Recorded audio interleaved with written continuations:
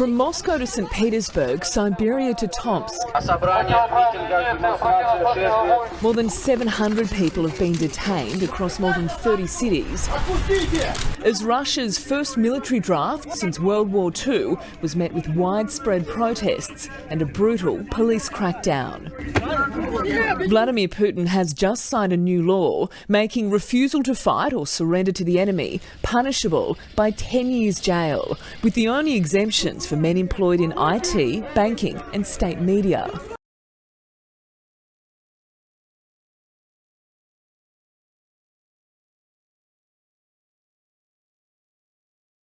Russia's decision to cut gas supplies means the search is on for alternative sources. That's why it's looking to the mineral-rich countries of Qatar, Saudi Arabia and the United Arab Emirates. Liquefied natural gas, or LNG, will be vital in meeting Germany's energy needs. Qatar has plenty.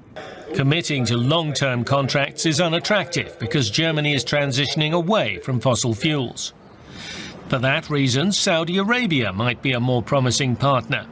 At the moment, it requires gas mainly for its own domestic use, but the Saudi government has set a target of doubling gas production by 2030, yet political sensitivities could prevent a deal.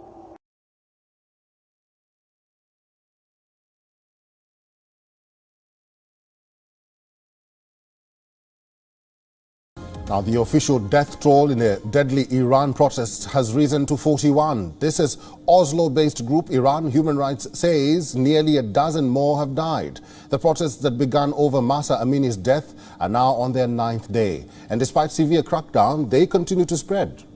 Iranian President Ibrahim Raisi says they must deal decisively with protests which have erupted in the country's 31 provinces. The president reportedly stressed the necessity to distinguish between protests and disturbing public order and security before calling the events a riot. As per local reports, Gilan province police have arrested 739 rioters, including 60 women. Anti-riot police are deployed in northern Tehran in large numbers. Meanwhile, in order to contain the protests, the government has put restrictions on internet access. Web Monitor NetBlocks reported that Skype is now restricted in the country.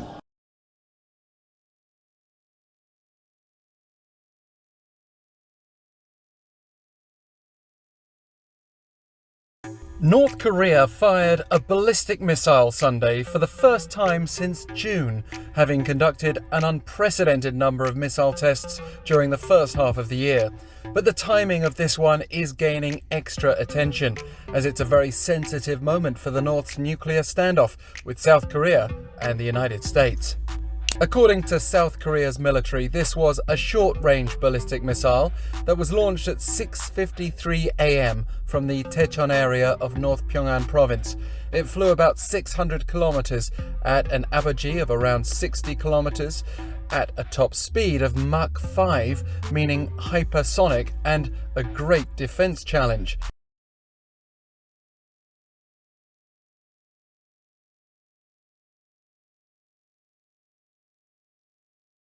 Phoenix police are claiming a major victory. Detectives with the city's Drug Enforcement Bureau making the biggest opioid seizure of its kind in Phoenix police history. More than 1 million fentanyl pills likely destined for the streets. Officers executing a search warrant and arresting 2 suspects who are being charged with multiple felonies. The seizure coming as authorities nationwide are warning that teens and young adults are being targeted. These colorful pills known as rainbow fentanyl are made to look like candy. One expert telling ABC News that the recent data show a 40% increase in opioid deaths among teens and young adults due to fentanyl. And in Los Angeles, in that area over the past month, at least 7 teens have reportedly overdosed on pills laced with fentanyl, including 15-year-old Melanie Ramos, who died of a fatal overdose.